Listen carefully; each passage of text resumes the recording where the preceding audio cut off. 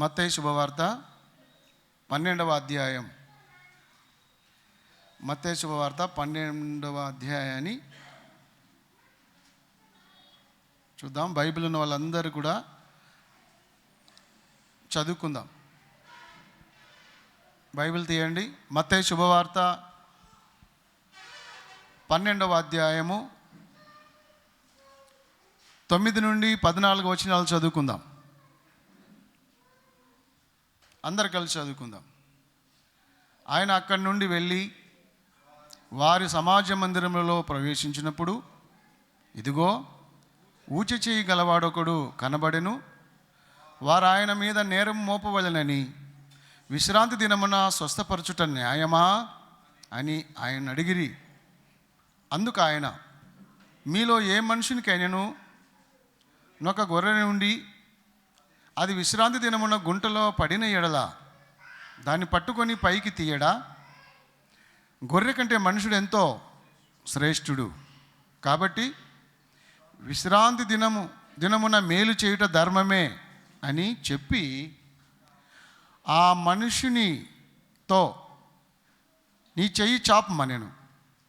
వాడు చెయ్యి చాపగా రెండవ దాని వలె అది బాగుపడెను. అంతటా పరిసయ్యులు వెలుపలికి పోయి ఆయనను ఎలాగూ సంహరింతుమా అని ఆయనకు విరోధముగా ఆలోచన చేసిరి. Praise the Lord. హల్లెలూయా. దీంట్లో రాయబడిన కొన్ని మాటలు ధ్యానం చేసుకుందాం. 14వ వచనంలో ఏముందంటే, అంతటా పరిసయ్యులు వెలుపలికి పోయి ఆయనను ఎలాగూ సంహరింతుమా అని ఆయనకు విరోధముగా ఆలోచన చేసిరి.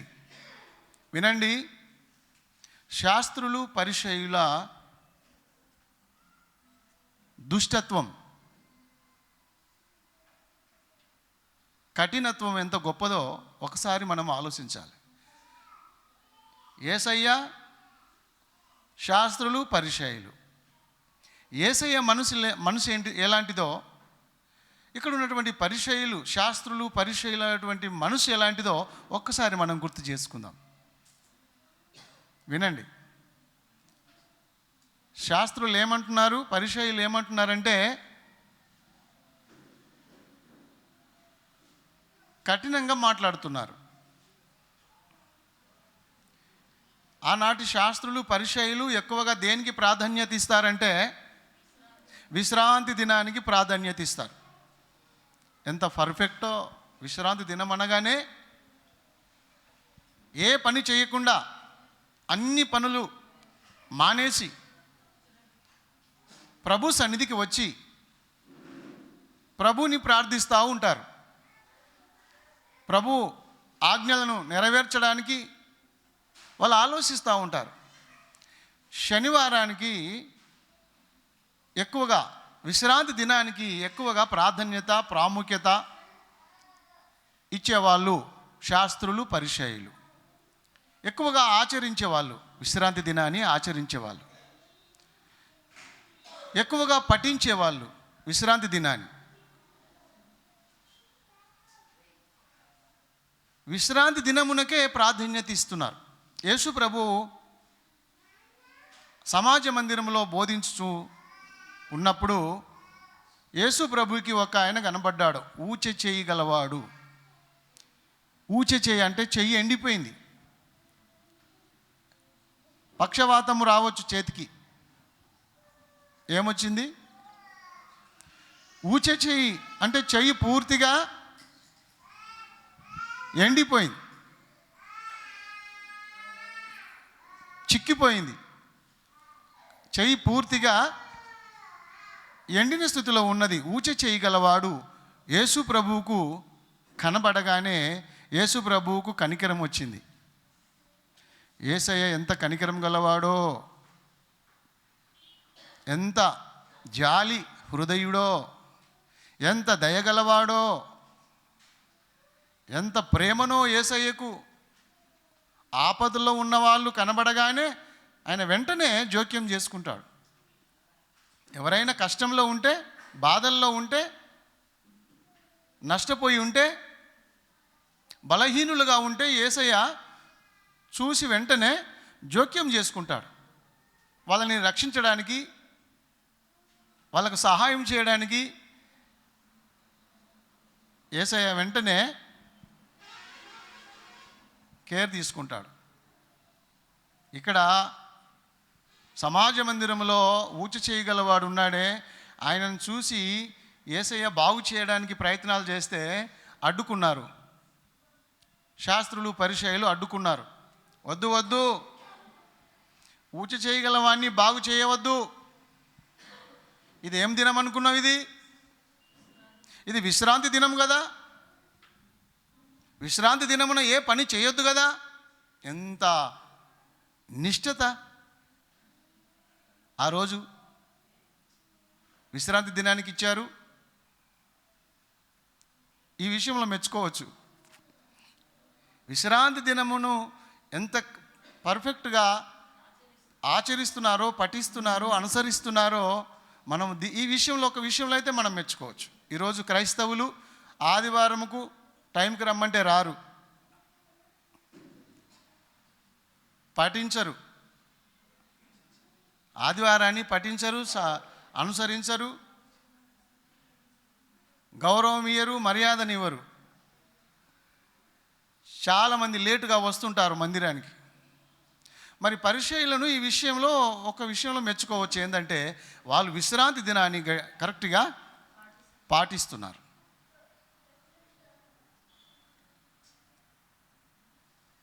కట్టె పుల్లలు కూడా ఏరవద్దు, పొయ్యి ముట్టించొద్దు, ఏ పని పెట్టుకోవద్దు. కొంతమంది అయితే ఈరోజే బట్టలు ఉతుకుతూ ఉంటారు, ఆదివారం సెలవు వచ్చిందని. ఈరోజే బోలెడు పనులు పెట్టుకుంటారు. అదే రోజు చుట్టాలను పిలుచుకుంటారు. అదే రోజు పెళ్ళిళ్ళు పెట్టుకుంటారు.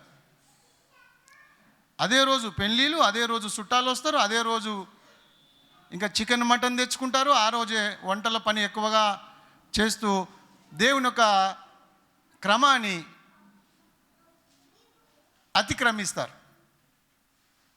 క్రైస్తవ బిడ్డలారా, ఆదివారం రోజున ఏ పని పెట్టుకోకపోవడం చాలా మంచిది.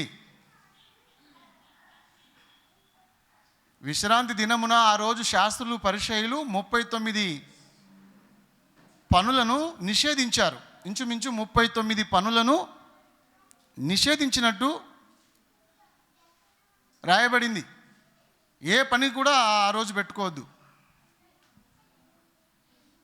దయచేసి క్రైస్తవ సమాజమా, దేవుని బిడ్డలారా, ఆదివారమున ఏ పని పెట్టుకోకుండా కేవలం ప్రభువును ఆరాధించడానికి సిద్ధపడండి.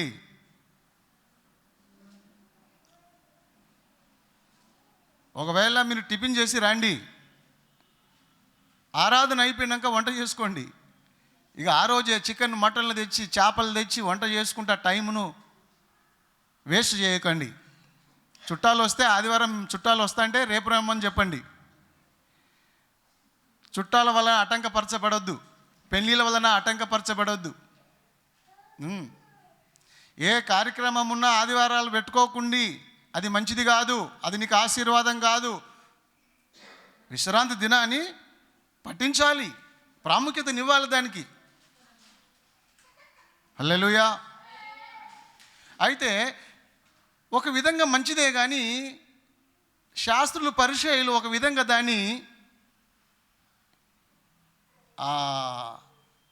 దానివల్ల మనిషిని తక్కువ చేశారు. ఇక్కడ ఏం కనబడుతుందంటే, మనిషి కంటే విశ్రాంతి దినమునకే ప్రాధాన్యత ఇచ్చినట్టు కనబడుతుంది. అలా ఉండొద్దు.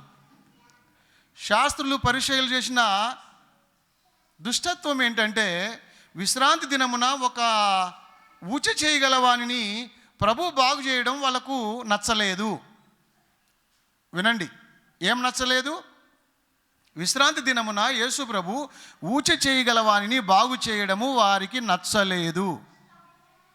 కరెక్టేనా? అది మిగతా అంతా మంచియే. విశ్రాంతి దినానికి ప్రాధాన్యత ఇవ్వడము, క్రమము, అది బాగానే ఉంది. కానీ ఇక్కడికి వచ్చే వరకు ఫెయిల్ అయింది. విశ్రాంతి దినము మనిషిని బాగు చేయడము వాళ్ళకు నచ్చలేదు. ప్రభువు ఆ విషయం చూసి అన్నాడు, అయ్యా శాస్త్రులారా, పరిసయ్యులారా, మీలో ఎవరికైనా గొర్రె ఉంటే ఆ గొర్రె విశ్రాంతి దినమున గుంటలో పడిపోతే దాని పైకి తీయడా? మరి గొర్రె కంటే మనుషుడు శ్రేష్ఠుడు కదా. విశ్రాంతి దినమున మేలు చేయుట ధర్మమే. మేలు చేయుట ఎల్లప్పుడూ వాక్యానుసారమే. మేలు ఎప్పుడూ తప్పు కాదు. అది విశ్రాంతి దినమన్నా కానీ ఇంకా మరి ఏ దినమన్నా కానీ మేలు చేయడం విషయంలో మాత్రం అది ఎల్లప్పుడూ మంచిదే. ఎప్పుడైనా ఎనీ టైం మేలు చేయవచ్చును అని యేసుప్రభు నీతి నేర్పించాడు. హల్లెలూయా. విశ్రాంతి దినమని చేతులు ముడుచుకొని కూర్చుంటావా? విశ్రాంతి దినమన ఎవరికైనా దాన ధర్మం చేయొద్దా? విశ్రాంతి దినమని భోజనాలు వాళ్ళకి పెట్టవద్దా? వచ్చిన వాళ్ళకి కొంతమంది ఎలా ఉంటారంటే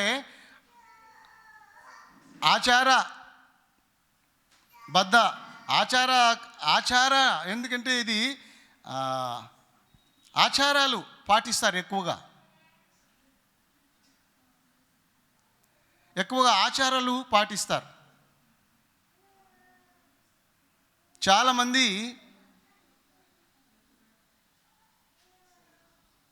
ఆచారములను పాటించే క్రైస్తవులు మారు మనసు పొందాల్సిందే. యేసుప్రభు చెప్తున్నాడు, శాస్త్రులకు పరిసయ్యులకు చెప్పాడు, గొర్రె కంటే మనుషుడు శ్రేష్ఠుడు. గొర్రెను రక్షిస్తాం కదా, మరి మనిషిని ఎందుకు మనం బాగు చేయొద్దు? మనిషిని ఎందుకు రక్షించొద్దు? మనిషిని కూడా రక్షించాలి.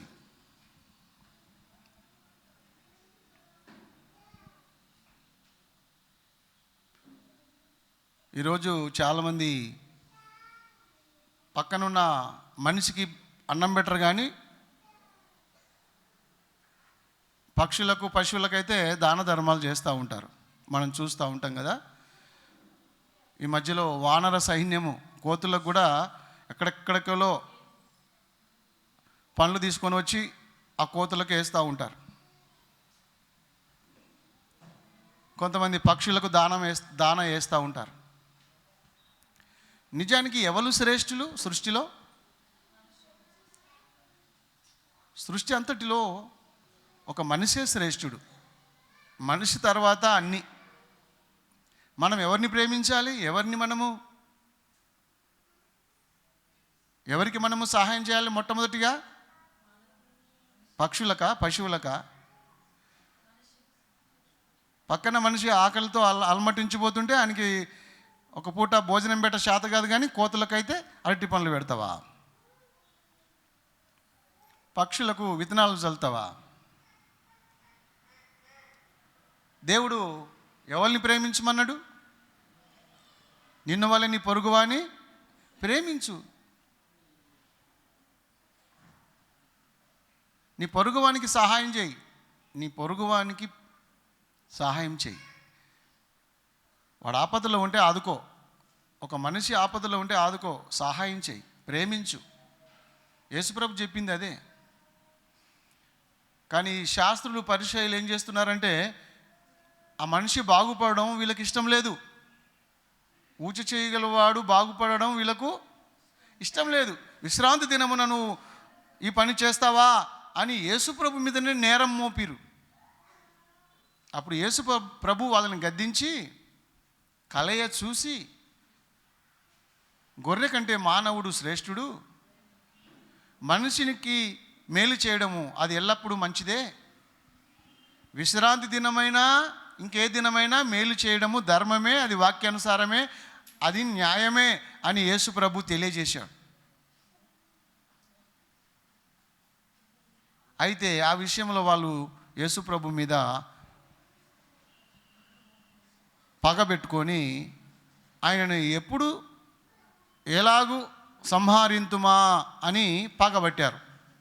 ఏమైనా అర్థం ఉందా? వీళ్ళు పగబట్టడానికి, యేసు ప్రభువుని మీద పగబెట్టుకోవడానికి అసూయపడడానికి, ఆయన చంపడానికి ఏదైనా ఇక్కడ ఏమైనా అంత ఘోరమైన పాపం ఏమైనా చేశాడా యేసుప్రభు? సాటి మానవుని స్వస్థపరిచినందుకు వీళ్ళకి ఇంత బాధన. అసలు వీళ్ళు ఏం మనుషులు? వీళ్ళు శాస్త్రులు, పరిచయులు, మనసున్న మనుషులైన వీళ్ళు. అసలుకి హృదయం ఉందా వీళ్ళకు? జాలి, దయ, కరుణ, కటాక్షం అనేది మనిషిలో ఉందా?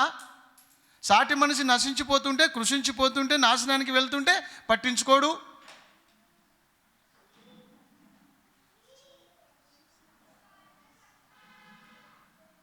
ఆచారబద్ధమైనటువంటి క్రైస్తవులు, ఆచారాన్ని పాటించే వాళ్ళు ఉన్నారు, ఇప్పటికీ ఉన్నారు. ఆచారాలు పాటించే క్రైస్తవులు ఇంకా కులము, మతము అని కుల ఆచారాలు పట్టించుకునే వాళ్ళు ఇంకా ఉన్నారు. ఇంకా వాళ్ళు మారు మనసు పొందాలి. ఇది మా కుల ఆచారం, ఇది మా కుల ఆచారం, ఇది మా కుల ఆచారం. నీ కులాచారాల ప్రకారం పోతే నువ్వు నరకానికి వెళ్ళిపోతావు. నువ్వు వాక్యానుసారంగా జీవించాలి. అక్షరానుసారంగా కాదు, ఆత్మానుసారంగా జీవించాలి. హల్లెలూయా, స్తోత్రం చెప్పుదాం. హల్లెలూయా. అక్షరానుసారంగా ఆలోచించొద్దు, ఆత్మానుసారంగా మనం ఆలోచించాలి. యేసుక్రీస్తు ప్రభు ఊచి చేయగల వానిని, అది విశ్రాంతి దినమైనప్పటికీ కూడా ఆయన ప్రేమించి అతన్ని స్వస్థపరచగలిగాడు. అందునిమిత్తమై శాస్త్రులు, పరిచయులు యేసు ప్రభు మీద పగబెట్టుకున్నారు. ఆ రోజు నుంచే చంపడానికి ఆలోచన చేశారని బైబిల్ సెలవిస్తుంది. యేసు ప్రభుని ఆ రోజు నుంచే చంపడానికి మనసులో పెట్టుకున్నారు. యేసు ప్రభు అంత ఘోరమైన తప్పేం చేయలేదు కదా. ఒక మనిషిని బాగు చేశాడు, ఒక మనిషిని స్వస్థపరిచాడు. ఈ శాస్త్రుల హృదయం ఎంత కాఠిన్యమైనది, ఎంత దుష్టత్వంతో నిండింది శాస్త్రుల హృదయము, పరిచయుల హృదయము.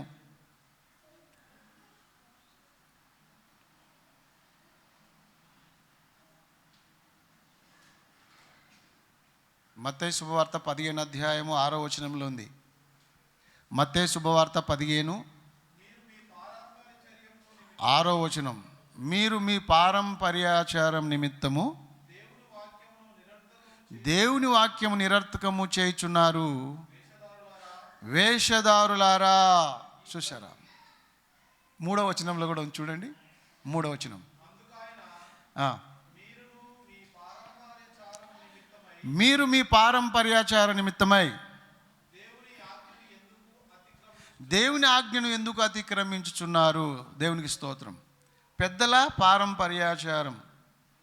పారంపర్యాచారాన్ని పాటిస్తూ ఉంటారు కొంతమంది. మా పెద్ద మనుషులు పెట్టింది రూల్స్, మా పెద్ద మనుషులది ఇది ఉంది, అది మేము పోనీయము, దాన్ని పట్టుకొని వేలాడుతాం. పెద్ద మనుషులు కాదు నాయన, పెద్ద మనుషులకు పెద్ద సృష్టికర్త అయిన దేవుడు చెప్పిన దాన్ని పాటించు.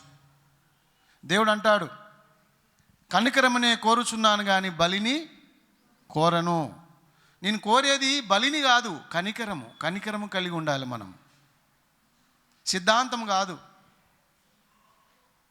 ధర్మశాస్త్ర సిద్ధాంతము, పద్ధతులు కావు.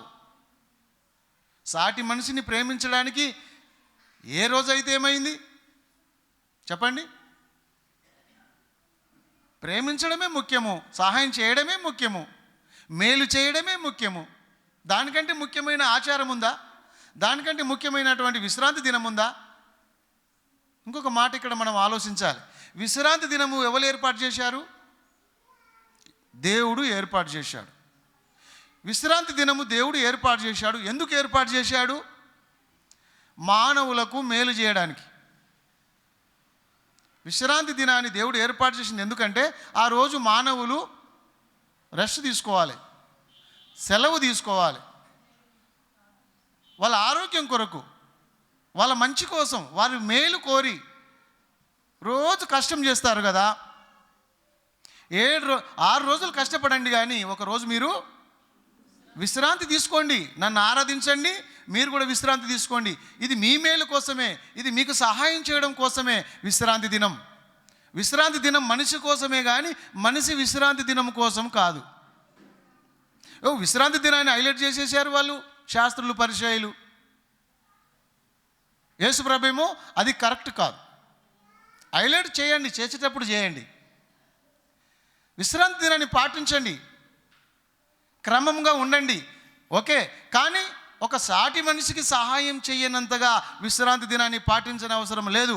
ఒక సాటి మనిషికి మేలు చేయనంతగా, చేయలేకపోవడం అంతగా విశ్రాంతి దినాన్ని పాటించవలసిన అవసరం లేదు. అక్షరం చంపును, ఆత్మ జీవింపజేయును. మీరు అక్షరానుసారంగా ఆలోచిస్తున్నారు కానీ ఆత్మీయంగా ఆలోచించండి అని యేసుప్రభు ఒక మంచి బోధ వాళ్ళకి తెలియజేశాడు. ఈరోజు ఆచారాలు ఏంటి? ఆచారాలు నేను మా అమ్మమ్మ చనిపోతే పోలేదు, మా అమ్మని కన్నా అమ్మ చనిపోతే సమాధి కార్యక్రమానికి పోలేదు. ఆ రోజు విశ్రాంతి దినం. పోవన్నా పోవద్దా? విశ్రాంతి దినం పాటించాలి, వాస్తవమే. కానీ మా అమ్మమ్మ చనిపోయిన సమాధికి కూడా నేను కనీసం మన్నేయడానికి కూడా పోలేదంటే అది ఎంత కఠినత్వం, అదెంత దుష్టత్వం చెప్పండి. కొంతమంది మూర్ఖంగా ప్రవర్తిస్తూ ఉంటారు. నేను ఉపవాసం ఉన్నా, నన్ను ఎవరు కదిలించొద్దు. ఒక ఆమె ఉపవాసం 3 రోజులు, భర్తకు అన్నం వండి పెడతలేదు. ఆయన బిజినెస్కి పోయి వస్తుండు పాపం. ఒకసారి చూసిండు, 2 సార్లు చూసిండు, మూడో రోజు ఈ పంత వాళ్ళకి కొట్టిండు. నువ్వు ఉపవాసం చెయ్యమ్మా, ఎట్లా చెయ్యి? నువ్వు ప్రార్థన చేయి. ఏ విధంగా చెయ్యి? నీ బిడ్డలకు టిఫిన్ కట్టి స్కూల్కి పంపించు, నీ భర్తకు క్యారేజీ కట్టు, టిఫిన్ కట్టు, ఆయనకు పనికి పంపించు. నీ పిల్లలకి స్కూల్కి పంపించి నీ భర్తకు పనికి పంపించిన తర్వాత నువ్వు మోకాలు లేసి రూమ్లో కూర్చొని ప్రార్థన చేయి. అది దేవునికి అంగీకారం. కానీ భర్త ఆకలితో ఉంటే, పిల్లల ఆకలితో ఉంటే నేను ఉపవాసం ఉన్నా అని ఏంటి ఉపవాసం? అది దేవుడు అంగీకరిస్తాడా? ఇలాంటి ఉపవాసాలు చేయొద్దు. ఒక ఆయన ఉపవాసంలో ఉన్నాడు, పక్క సహోదరుడు చనిపోయాడు. ఆయన ఉపవాసం ఉన్నాడు, పక్కన సహోదరుడు ఒక వ్యక్తి చనిపోయాడు. ఇప్పుడు ఏం చేయాలి చెప్పండి? చనిపోయిన వారిని, వాళ్ళ కుటుంబాన్ని పరామర్శించానా, నేను ఉపవాసంలో కూర్చోవానా? ఇది పెద్ద మరి ఆలోచించవలసినటువంటి విషయమే. ఇక్కడ దైవ సన్నిధి ముఖ్యం, 100% దేవుని సన్నిధి ముఖ్యం. మరి ఇక్కడ సాటి సహోదరుడు చనిపోయారు, ఆయన సమాధి చేస్తురు, మట్టేసేస్తురు, ఈరోజు సమాధి చేస్తురు. నేను ఇప్పుడు ఏం చేయాలి చెప్పరేంటి? మీకేమనిపిస్తుంది? నాకు అనిపిస్తుంది, దేవునికి వందనాలు, స్తోత్రాలు. కానీ సాటి సహోదరుడు చనిపోయాడే, మరి ఆయనకు ఆ భూస్థాపన కార్యక్రమం చేయడానికి వెళ్ళడము మంచిదే అనిపించింది. మళ్ళీ వచ్చి దేవుని సన్నిధిలో కూర్చోవడం, ప్రార్థన చేయడం మంచిది. కఠినత్వం తాల్చొద్దండి. కఠిన హృదయులుగా మనం ఉండొద్దు. మార్కు శుభవార్తలో ఒక మాట రాయబడింది, 3:5 వచనం. మార్కు శుభవార్త 3:5లో ప్రభు అన్నాడు, ఆ శాస్త్రుల పరిచయుల హృదయాన్ని చూసి 3:5 ఇంత లేటుగా చదువుతారా? ఆయన వారి హృదయ కాఠిన్యమునకు దుఃఖపడి కోపంతో వారిని చూశారా? ఆ శాస్త్రుల పరిచయుల హృదయం ఎలాంటిదంటే కఠిన హృదయం. కఠినులు, పాస్టర్లే, దైవ సేవకులే, కట్నమి, కులకట్నమి, ఆచారం, ఇది మా ఆచారం వసూలు చేయడానికి. మరి వాళ్ళ దగ్గర ఉన్నదా లేదా ఆలోచించేది లేదు. వాళ్ళు ఇచ్చే కానుక తీసుకుంటే సంతోషం, ప్రేమతో ఎంత ఇచ్చినా అంతే, పీర్తితో పిడికడు పెట్టినా సంతోషమే, గుంపించి గంపెడి పెట్టినా వేస్టే అన్నారు పెద్ద మనుషులు. అది కూడా పెద్ద మనుషులే అన్నారు కదా. వాళ్ళు కీర్తితో ఏదైనా ఇస్తే తీసుకోవాలి తప్ప బలవంతం చేసి వసూలు చేయడం కరెక్ట్ కాదు. ఆచారాలు కరెక్ట్ కావు. వీళ్ళంతా అవినీతి పరులు, వీళ్ళు దుష్ట హృదయంతో ఉన్నారు, వీళ్ళు కఠిన హృదయంతో ఉన్నారు. వీళ్ళు శాస్త్రులు పరిచయులు మనుషులకు బోధ చేస్తురు. పూజారులు వీళ్ళు. ఈ శాస్త్రులు పరిచయులు ఉపదేశకులు ఎలా ఉన్నారు చూడండి, కఠినత్వం. అయితే యేసు ప్రభు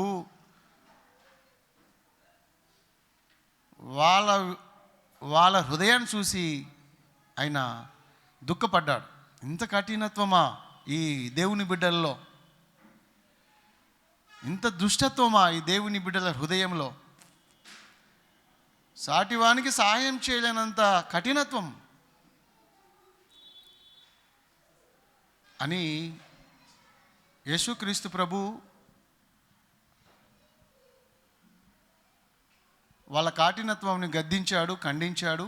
అది కరెక్ట్ అయినది కాదు. విశ్రాంతి దినమున మేలు చేయవచ్చును, విశ్రాంతి దినమున సహాయము చేయవచ్చును. విశ్రాంతి దినము కంటే మానవుడే శ్రేష్ఠుడు. ఆ విశ్రాంతి దినము కూడా నేను మనిషి కొరకే నియమించాను. విశ్రాంతి దినం మనిషి కొరకే ఉంది, కానీ మనిషి విశ్రాంతి దినం కొరకు లేడు. ఒక సాటి మనిషిని ప్రేమించడము, సాటి మనిషికి మేలు చేయడము గొప్ప విషయము. విశ్రాంతి దినము కదా అని గుంటలు పడిన ఆ గొర్రెను పైకి తీయవా? మరి సాటి అయిన మనిషికి కూడా సహాయం చేయడము గొప్పే. మేలు చేయనెరిగియుండి అలాగూ చేయని వానికి పాపము కలుగును. యేసుప్రభుకి వాక్యం తెలుసు, ఆయన వాక్యం గుర్తు చేసుకుండు. విశ్రాంతి దినమున ఊచి చేయగలవు అని చూసి మేలు చేయడానికి యేసుప్రభు ముందుకు వచ్చిండు.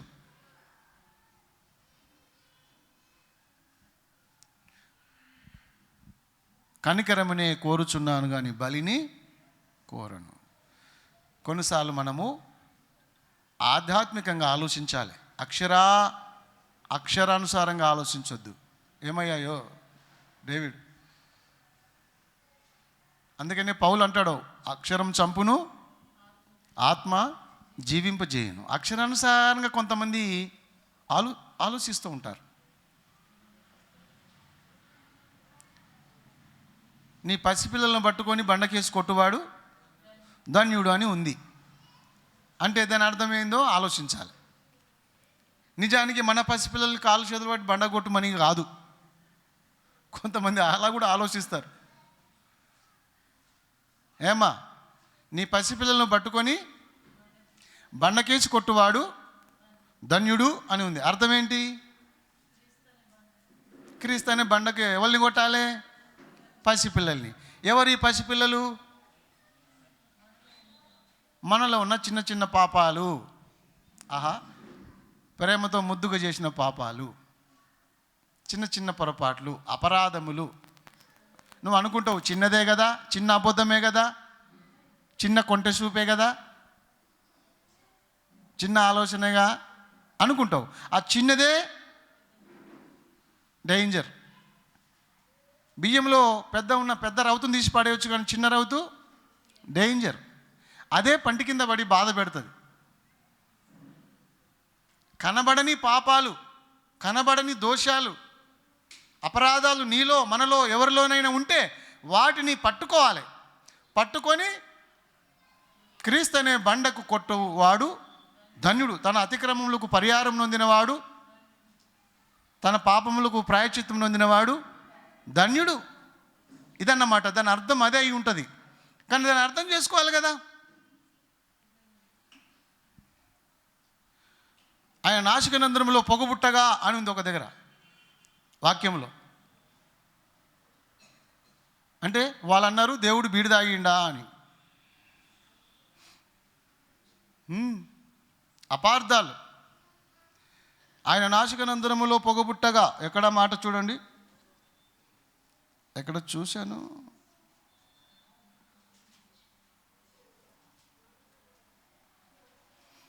18 కీర్తన 8వ వచనం.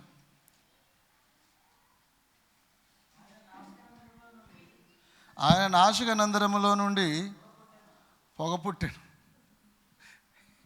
అంటే ఒక ఆయన అనుకున్నంట, దేవుడే బీడి తాగిండు, నేను తాగకపోవడం ఏముంది అని ఈడు కూడా సిగరెట్లు కాల్చడం, బీడీలు తాగడం మొదలుపెట్టిండంట. ఎంత ఘోరమైన మనుషులు క్రైస్తవులు కూడా. వాక్యాన్ని అపార్థాలు చేసుకునేవాళ్ళు. నా కోసమే చెప్పిండు ఆయన, నాకేం పని లేదా నీ కోసం చెప్పడానికి? దేవునికి ఏం పని లేదా? నా కోసమే చెప్పిండు, మా కోసమే చెప్పిండు. ఆహా, ఏం విపరీతమైన తెలివిలది. దేవుని బిడ్డలారా, అక్షరము చంపును, ఆత్మ జీవింపజేయును. మనం ఆత్మానుసారంగా ఆలోచించాలి ప్రతిదీ కూడా. ఏది మేలు, ఏది కీడు.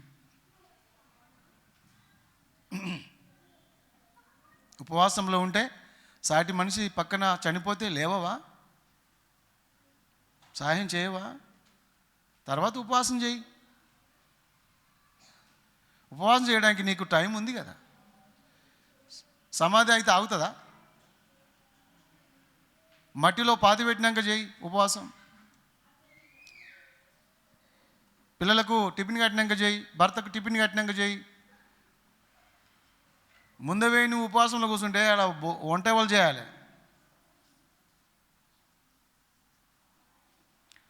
కొంతమంది విపరీతంగా ప్రవర్తిస్తారు. కనికరం అనేది ఉండదు. దేవుడు కనికరమును కోరుతున్నాడు కానీ బలిని కోరడు.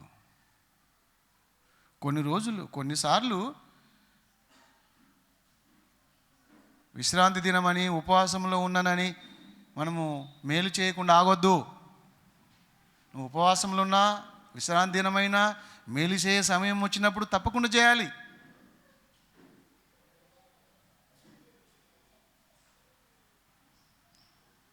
పౌలు ప్రసంగిస్తున్నప్పుడు ఐతిక్ అని ఒక సహోదరుడు కిటికీ పక్కన కూర్చొని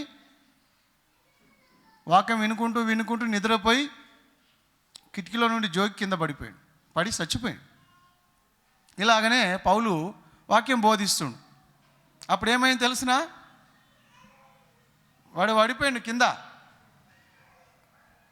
ఏం చేస్తారు ఇప్పుడు అందరూ? నా వాక్యం వినుకుంటూ కూర్చుంటారా?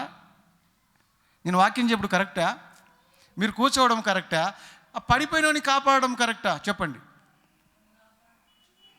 చప్పుడు చేయరేంటి?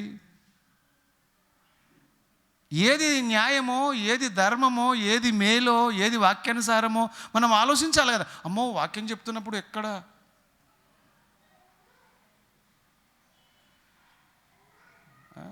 అప్పుడు పౌలు సంఘం అంతా కిందికి వెళ్ళి ఆ చచ్చిపోయిన దగ్గర ప్రార్థన చేసిరు. పోయి వాక్యాన్ని ఆపేసిరు. ఇక్కడ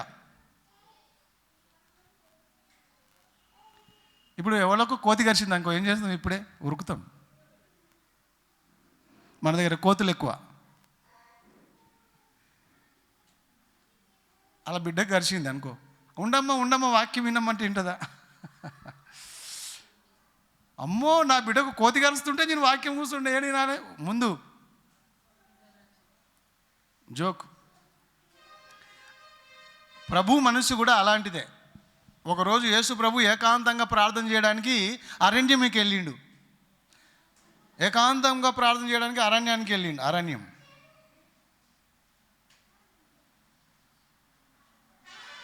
అప్పుడు యేసు ప్రభు ఎక్కడున్నాడా అని కొంతమంది వెతుక్కుంటూ యేసు ప్రభు దగ్గరికి వచ్చారు. అరణ్యంలోకి వచ్చేసారు. కాలినడకతో వచ్చేసారు. ఆ ముళ్ళలా, ఆ రాళ్ళు రప్పలు, ఆ గచ్చ పొదలు, ముళ్ళ పొదల మధ్యలో ఎంతో కష్టంతో, బాధపడుతూ కూడా ప్రభు దగ్గరికి వచ్చారు. ప్రభు అప్పుడు ఏకాంతం ప్రార్థనలో కూర్చుండు.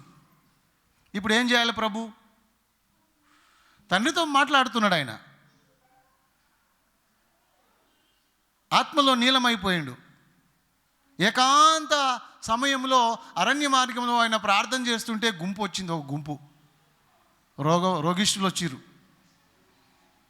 ఈ రోగులంతా వాళ్ళకి ఏం పనిగా నన్ను బాగా యేసుప్రభు దగ్గరికి పోతే నన్ను బాగు చేస్తారని వాళ్ళు వచ్చిర్రు. దయ్యాలు పట్టిన వాళ్ళని తోలుకొచ్చిర్రు, రోగంతో ఉన్న వాళ్ళని తోలుకొచ్చిర్రు, బాధల్లో ఉన్న వాళ్ళని తోలుకొని వచ్చిర్రు, రకరకాల సమస్యలతో ఉన్న వాళ్ళందరినీ యేసు ప్రభు తోలుకొచ్చిర్రు గుంపు. ఇప్పుడు యేసు ప్రభు ఏకాంత ప్రార్థనలో ఉన్నాడు. ఇప్పుడు ఆయన ఏం చేయాలి చెప్పండి? వెంటనే యేసు ప్రభు ప్రార్థనలో నుండి లేచి తన కోసం వచ్చిన జనాన్ని పట్టించుకున్నాడు, వాళ్ళ మీద కనికరము పడ్డాడు. ఈ వాక్యము చూడండి, మత్తయి సువార్తలో ఉందనుకుంటా. మత్తయి సువార్త చూడండి ఒకసారి. ఎక్కడయ్యా ఇది?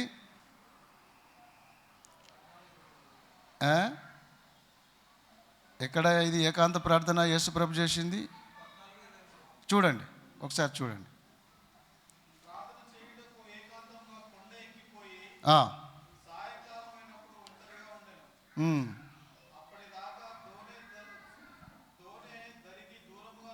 కాదు 14 చూడండి. మత్తయి సువార్త 14:13 ఒకసారి చూడు.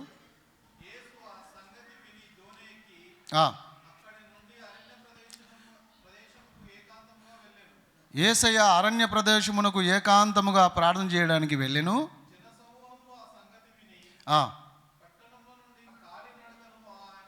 జనసమూహములు యేసుప్రభు ఏకాంతముగా అరణ్య మార్గంలో ఉన్నాడని విని కాలినడకతో ఆ పట్టణం నుండి అరణ్యంలోనికి వచ్చారు. అప్పుడు యేసుప్రభు ఏం చేశారంటే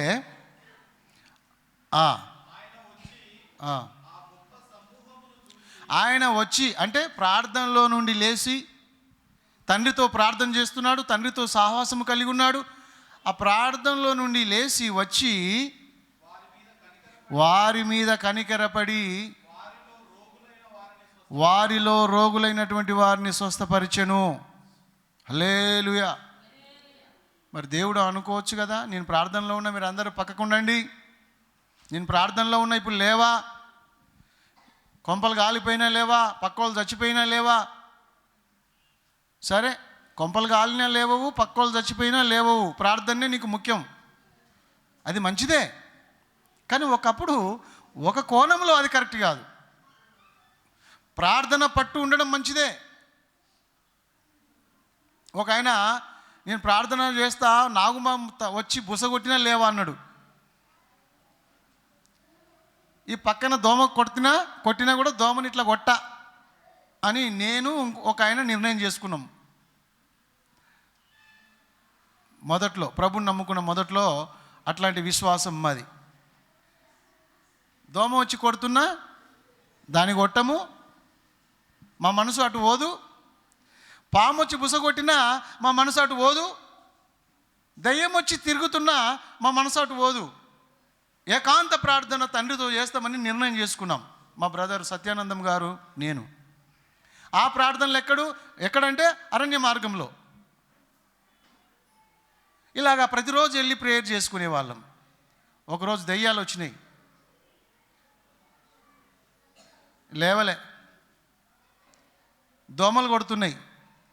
కొండ దోమలు ఎట్లుంటాయి, ఆ దోమ కొట్టినప్పుడు కూడా చెయ్యి ఇక్కడ రాళ్ళనికి అట్నే బిగబట్టుకొని స్తోత్రం స్తోత్రం స్తోత్రం స్తోత్రం, ఆ దోమ ఎంత గట్టి కొడుతుంటే అంత స్తోత్రం.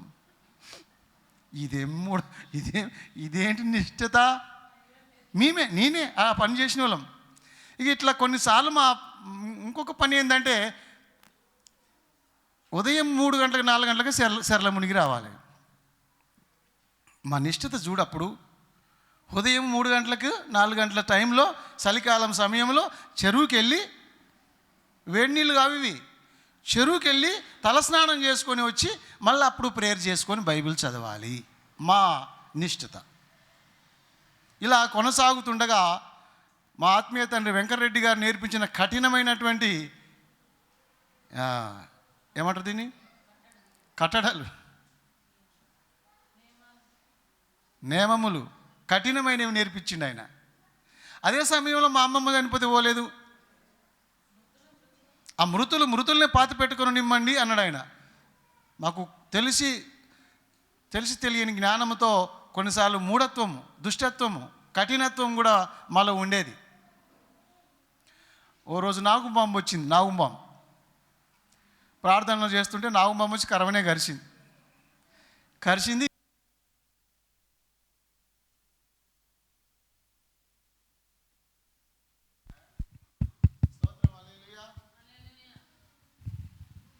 Praise the Lord. పాము వచ్చింది, కరిచింది, విషం ఎక్కింది. మా మొండితనం చూడిగా లేవం ప్రార్థనలోకి వెళ్ళి నా గర్వలే మా సత్యానందమన్న కరిచిందని తెలవంగా కూడా ప్రార్థనలో నుండి లేవలే. చివరికి ఆ విషయం ఎక్కువైపోయింది. ఎక్కువైతే ఏం చేస్తారు? ఇక భయమైంది. ఎప్పటివరకు ఆపుకున్నాం కానీ ఎక్కువ అయ్యే వరకల్లా ఆపలే. ఇక ఇంటికి వచ్చే వరకల్లా వాళ్ళు హాస్పిటల్ తీసుకుపోయారు. హాస్పిటల్ తీసుకుపోయి ఏదో మా పెద్దలు చేస్తే బ్రతికిండు, లేకపోతే ఆ రోజే చచ్చిపోయే వాళ్ళం. కొన్ని మొండి పట్లు ఎట్లుంటాయంటే అట్లా ఉండొద్దు. హల్లెలూయా. మోసే ఎర్ర సముద్రం దాటలేదా? మనం కూడా దాటుదామని ఇద్దరు సేవకులు ఒడిగా పారుతున్న సముద్రంలో దుంకిరంట. సేవకులే, బైబిల్ ట్రైనింగ్ చేసిన వాళ్ళే. ఆ రోజు మోసే ఎర్ర సముద్రం దాటలేదా? పేతురు నీళ్ళ మీద నడవలేదా? ఈరోజు మనం ఎందుకు నడవద్దని ఆ నదిలో దుంకిరంట. ఆ నది ఒడిగా వాడుతుంది కాబట్టి వీళ్ళనంటే అవతలొడ్డుకు చేరలేదు, ఇవతలొడ్డుకు చేరలేదు. కడుపు నేను నీళ్ళు తాగి అడుగంటీరు. సేవకులే సచ్చిరు. యేసుప్రభు దగ్గరికి వెళ్ళిరు. యేసుప్రభు నవ్విండు. ఏందిరా మీరు సేవ చేస్తున్నామంటే తొందరగా నా దగ్గరికి వచ్చిరంటే వాళ్ళు అన్నారంట, ఏంది ప్రభు మరి మమ్మల్ని రక్షించలేదు, మేము సేవ చేయడానికి అవతలొడ్డుకు పోదాం అనుకున్నాం అంటే ప్రభు అన్నాడు, మోసే కాలంలో చేశాను అద్భుతం, అదే అద్భుతం ఇప్పుడు జరగమంటే జరుగుతాయా? ఏందిరా మీ మూర్ఖత్వం? సరేలే ఇక వచ్చారు కదా, కూర్చోండి, స్తోత్రం చెప్పండి. ఊరంతా కొట్టుకుపోతే ఓ పెద్ద మంది సంఘ పెద్ద యాప చెట్టు ఎక్కి కూర్చుండు. అందరినీ ఆ గవర్నమెంట్ వాళ్ళు పడవలు పంపి తప్పిస్తూ ఉంటే వీడు దిగడు, చెట్టు దిగాడు. అబ్రహాం అన్న రావే దిగా అంటే, నేను దిగా, నన్ను దేవుడు రక్షిస్తాడు. ఆయనతో నీళ్ళు ఎక్కువైనాయి, మొత్తం చెట్టు మునిగిపోయి ఆయన కూడా చచ్చిపోయాడు. పరలోకం పోయిండు అనుకో. అప్పుడు అన్నాడు దేవుడు, నవ్విండు, ఏమయ్యా అబ్రహామయ్య 4 రోజులు సేవ చేస్తావేమో భూమి మీద అంటే నువ్వు నా దగ్గర తొందరగా వచ్చేసినావంటే, ప్రభువా నువ్వు రక్షిస్తావనే కదా ప్రభువా చెట్టు ఎక్కి కూర్చున్నా, నన్ను ఎందుకు రక్షించలేవు అంటే, ఈ మొండి పట్టు నీకు ఎవరు ఇచ్చిర్రు? నేను రక్షించడానికి అంతే కదా పడవ పంపినా, నేను రక్షించడానికే కదా ప్రభుత్వం నుండి పడవలు పంపించిన. అట్లా కొన్నిసార్లు మొండి పట్టు పడతాం. కాదు, దేవుడు కనికరమే కోరుచున్నాడు. సమయము సందర్భాన్ని బట్టి మనం మేలు చేయడము ఎప్పటికీ మంచిదే, అది ఎప్పటికీ వాక్యానుసారమే. ప్రార్థనలో ఉన్నా అని పక్కోదని పట్టించుకో. నీ ప్రార్థన ఎందుకు తెలుసా?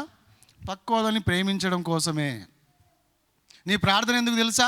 ఎదుటివానికి మేలు చేయడం కోసమే. నువ్వు మనిషిగా మారాలి, మానవత్వం నీలో రావాలి, ఎదుటివారిని ప్రేమించాలి, ఎదుటివాడికి సహాయం చేయాలి, ఎదుటివాడిని రక్షించాలనే కదా నీ ప్రార్థనలు, నీ ఉపవాసాలు, ఈ బోధలు ఇవన్నీ. సాటి సహోదరికి సాయం చేయకపోతే నీ ఉపవాసం ఎందుకు? నీ ధర్మశాస్త్రం ఎందుకు? నీ విశ్రాంతి దినం ఎందుకు? అందుకనే యేసు ప్రభు ఊచి చేయగల వాడిని బాగు చేస్తే వీళ్ళు అది నచ్చక ఆయన మీద పగబట్టి చంపడానికి ప్రయత్నం చేశారు. అంటే ఆచారపు క్రైస్తవులు, ఆచారపు సేవకులు. ఆచారం ఈరోజు కూడా ఆచారపు క్రైస్తవులు ఎక్కువరు. ఆదివారపు క్రైస్తవులు ఆదివారం వస్తారు, కథం మాయమవుతారు. మళ్ళీ సేవ పట్టించుకోరు. పక్కింటి వాళ్ళకు సువార్త చెప్పరు. ప్రార్థన కూటములకు రారు. ఉపవాస ప్రార్థన పెడితే అసలుకి రారు. ఆదివారం వస్తారు కానీ ఉపవాస ప్రార్థనకు రారు. వీళ్ళు ఎవరు అంటే ఆదివారపు క్రైస్తవులు. ఒక ఆచార పద్ధతిని పాటిస్తున్నటువంటి వాళ్ళే కానీ ఆత్మీయులైతే కాదు. నువ్వు ఆదివారమే వస్తావా? ఉపవాస ప్రార్థనకి ఎందుకు రావు? మిగతా రోజులు ఎందుకు ప్రార్థన చేయవు? మిగతా రోజులు ఎందుకు బైబిల్ చదవవు? ఆ సందర్భంలో యేసు ప్రభు చెప్పిన మాట మరి నిజానికి దేవుని బిడ్డలారా, విశ్రాంతి దినమున దేవుడు ఊచి చేయగల వాడిని బాగు చేశాడు. వాళ్ళు ఓర్వలే. యోహాను సువార్త చూడండి. యోహాను సువార్త 5వ అధ్యాయము ఎక్కడ యోహాను శుభవార్త 5వ అధ్యాయం 2-3 వచనాలు చూద్దాం. చూడండి.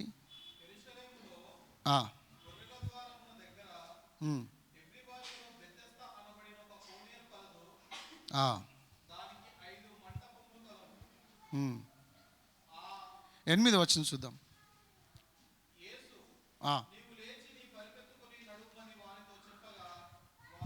38 ఏండ్ల నుండి రోగంతో ఉన్నటువంటి, పక్షవాతంతో ఉన్నటువంటి ఒక రోగిని దేవుడు పట్టించుకొని కనికరము చూపి దయ చూపి, మనుషుడా ఏమన్నాడు ఆయన?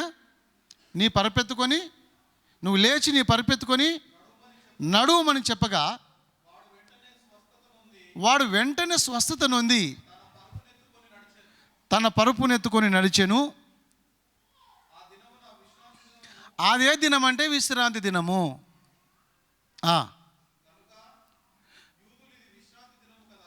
యూదులు చూసి ఏమన్నారంటే, ఇది విశ్రాంతి దినము కదా, నువ్వు పరుపు ఎత్తుకొన తగదే అని ఆయన వాని అడగగా,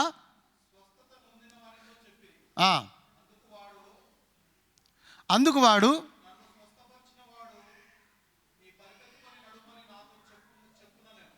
చెప్పానా నేను, నన్ను స్వస్థపరిచిన వాడు నీ పరుపు ఎత్తుకొని నడువమని నాతో చెప్పాను అని.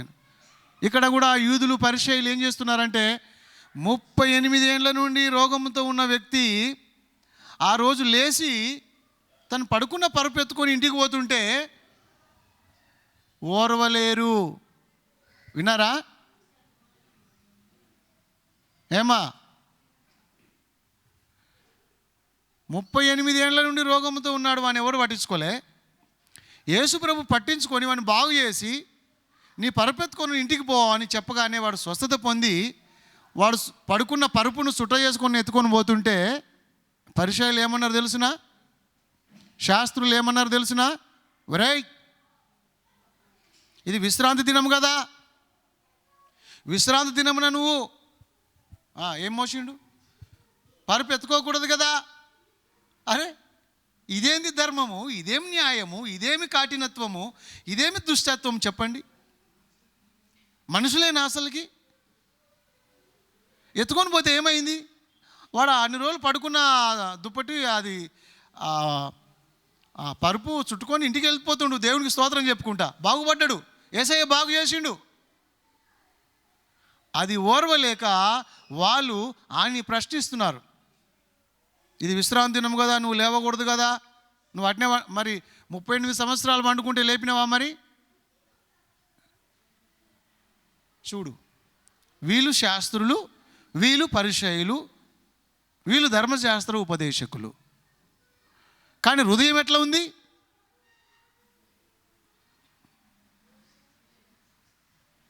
విశ్రాంతి దినము మనుషులకి సేద తీర్చుకోవడానికి దేవుడిస్తే, వీళ్ళు విశ్రాంతి దినమున మోపలేని బరువంతా మోపిరని బైబిల్ సెలవిస్తుంది.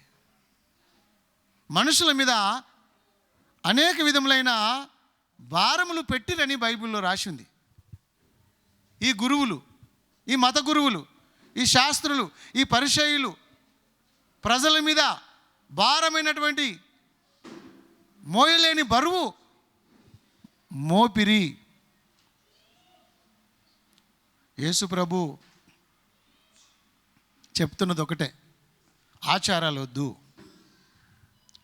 విశ్రాంతి దినము ఆచారాలు విశ్రాంతి దిన ఆచారాలు వద్దు, ఆదివారపు దినపు ఆచారాలే వద్దు. ఆత్మీయత కావాలి, కనికరము కావాలి. మనలో ఆత్మీయంగా మనము ఆలోచించాలి తప్ప అక్షరానుసారంగా ఆలోచించొద్దు.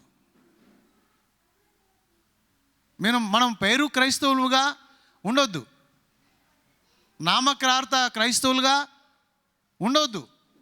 ఆత్మీయులుగా మారాలి, ఆత్మలో ఆలోచించాలి, ఆత్మతో మాట్లాడాలి, ఆత్మలో చూడాలి, ఆత్మలో బ్రతకాలి, ఆత్మలో నడవాలి. ఆధ్యాత్మికంగా మనము యేసయ్యలాగా కనికరము గలవారమై ఉండాలి. యేసుప్రభు అందుకే అన్నాడు, విశ్రాంతి దినం, విశ్రాంతి దినం, విశ్రాంతి దినం అంటారేమయ్యా, విశ్రాంతి దినానికి నేను ప్రభువును అన్నాడు ఆయన. హల్లెలూయా. విశ్రాంతి దినం గొప్పనా, నేను గొప్పనా? విశ్రాంతి దినమునకే నేను ప్రభువుని.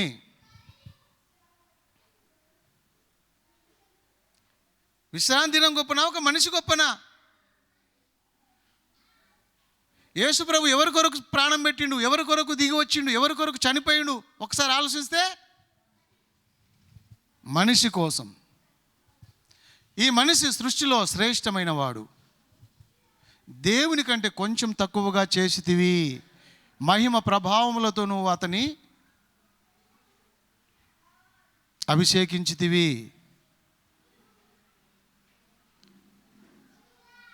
కీర్తన 8లో ఉంటుంది.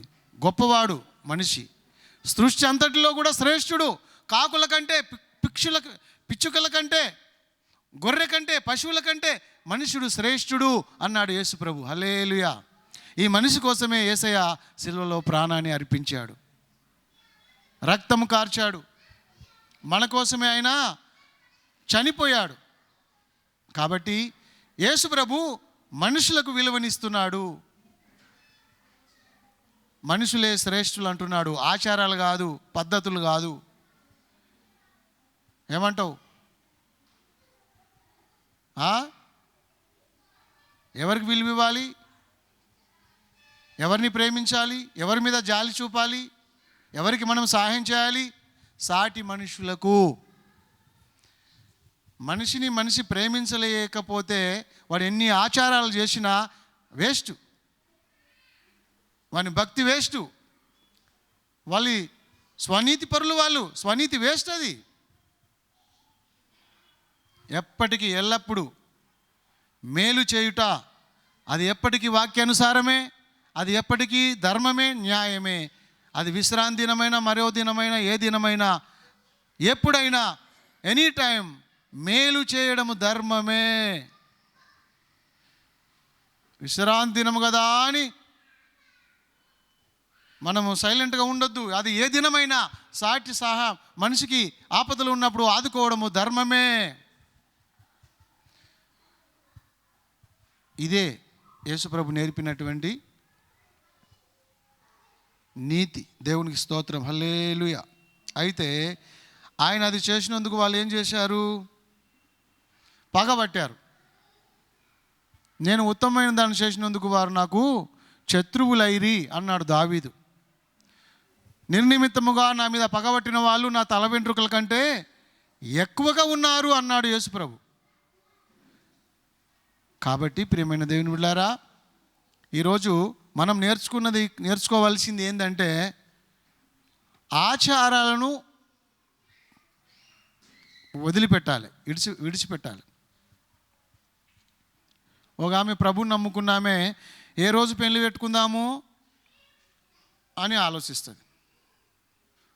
బాపనోళ్ళ దగ్గరికి పోయి అడుగుతారు, పంతుల దగ్గరికి వెళ్ళి ఏ రోజు పెళ్లి పెట్టుకుందాము. క్రైస్తవులకు అవసరమా ఇది? బాపనోళ్ళ దగ్గరికి పోయి అడగడం.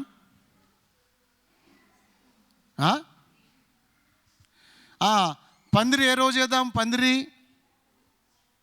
ఓకే వేసిరు. ఎండిపోయిన పందిరి ఎప్పుడు ఇప్పాలక్క? ఆమె అన్యుల్ని అడుగుతుంది. ఈమె క్రైస్తవురాలు, బైబిల్ చదివేట ఆమె, భక్తురాలు. ఆమె ఎండిపోయిన పందిరి ఎప్పుడు ఇప్పాలక్క, ఏ రోజు ఇప్పాలి ఎండిపోయిన పందిరి అని అడుగుతుంది ఈమె. ఆ అన్యురాలు చెప్తుంది, 10 రోజు ఇప్పమ్మా, మంగళవారం రోజున అంటే ఆ రోజు ఇప్పుతారు వీళ్ళు. అవునా? క్రైస్తవులు ఈ ఆచారాలు పాటిస్తారా? మంత్రాలు వేయించుకుంటారా? యంత్రాలు కట్టించుకుంటారా?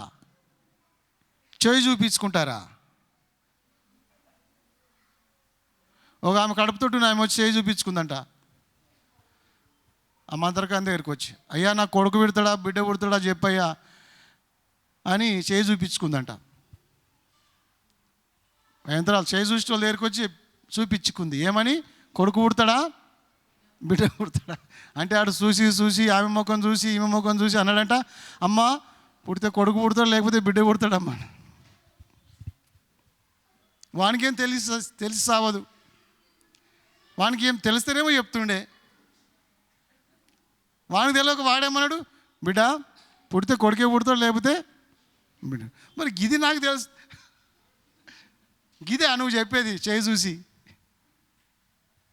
మోసం మోసం మోసం. నా మందు తింటే మాడనెత్తోళ్ళకి ఎంటకలు వస్తాయని చెప్పి బోర్డు పెట్టి మందు అమ్ముతున్నట్ట వాడు రోడ్డు మీద. కుల్ల పెట్టుకోవడం మర్చిపోయాడు, నెత్తి మీద కుల్ల పెట్టుకోవడం మర్చిపోయాడు. వారం రోజులా గిరాకీ అయితలేదు. అరే గిరాకీ ఎందుకు అయితలేదురా అంటే అర్థమైంది, వీడు కుల్ల పెట్టుకోలే అంటే వీనికే మాడనెత్తి ఉంది. వచ్చిన వాళ్ళందరూ వీడు మందు బోర్డు చూస్తున్నారు, వాడిని బోర్డు గుండు చూస్తున్నారు, వెళ్ళిపోతున్నారు. ఎవరు గిరాకీ చేయలే. ఈ మాడనెత్తోడు ఆయన మందు తింటే వేరులకు ఎంటుకలు వస్తాయా? ఆచారాలు, చేతులు చూయించుకోవడం, చెట్లు కట్టించుకోవడం, యంత్రాలు కట్టించుకోవడం మానేయండి. చర్చి దగ్గర తీసుకురా, సస్తి తిన్న వస్తారు, బత్తె గిన్నె బత్తరు. దేవునికి స్తోత్రం, హల్లెలూయా. ఏమయ్యా క్రిస్దాస్ ఏమంటావు? మానేయండి. చేతులు చూసుడు, చెట్లు గడ్డలు మానేయాలి, చూపించుకుంటూ మానుకోవాలి. ఆచారాలు వద్దు, ఇవన్నీ దయ్యపు ఆచారాలు. మనం ప్రార్థన చేసుకొని ముగించుకుందాం. దీనివల్ల మనం ఏం నేర్చుకుంటున్నామంటే, శాస్త్రులు పరిసయ్యులు వాళ్ళందరూ కూడా ఆచారబద్ధమైనటువంటి భక్తులే. అది దేవుడు ఖండించాడు. ఆచారంగా బతకొద్దు, మనము ఆత్మీయంగా బ్రతకాలి. మనం కూడా మారు మనసు పొందాలి, వాక్యానుసారంగా జీవిద్దాం. ప్రార్థన చేసుకుందాం. ప్రియమైన పరలోకపు తండ్రి, శాస్త్రుల వలె పరిసయ్యుల వలె మేము స్వనీతి పరులమై దుష్టత్వంతో కఠినత్వంతో ఉండకుండా ఎదుటివాని ప్రేమించే మనసు మాకు దయచే ప్రభువా. ఆపదల్లో కష్టాల్లో ఉన్నటువంటి వారికి సహాయం చేసే మనసు మాకు దయచే ప్రభువా. మేము అక్షరానుసారంగా బ్రతకడం కాదు, ఆత్మీయులంగా మారటానికి సహాయం చేయండి. యేసు నామములో ప్రార్థిస్తున్నాం తండ్రి, ఆమేన్.